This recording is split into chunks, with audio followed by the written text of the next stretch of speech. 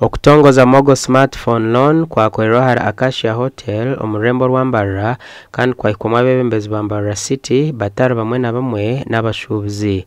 Douglas Chikonyogo omugambirizi w'ekitongore kya Mogo nashobora habwenki bizire n'enteekateeka egi. Twakizula nti emirimu egisinga mu Uganda olunaku lwaleero gitambulira ku nkola ya digital.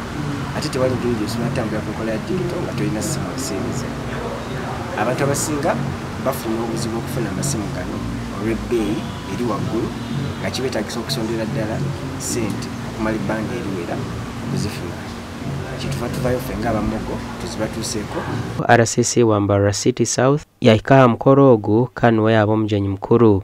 Kino kijja kuyamba mu byenkulaakulana, kijja kuyamba mu byobusuubuzi, kijja kuyamba mu byempulizaganya ne mu bya security y'ekibuga kyaffe okuba nti abantu balina amasimu amalungi agakola ekyetaagisa agasobola okubayamba mu kukyusa obulamu obwa bulijjo nga bazimba ekibuga kyabwe Mbarara City. Bagira ngu omuntu no byako bayine emitwaro mukaaga n'ataano yanaenda smartphone n'ataha nayo, and that's what we are doing.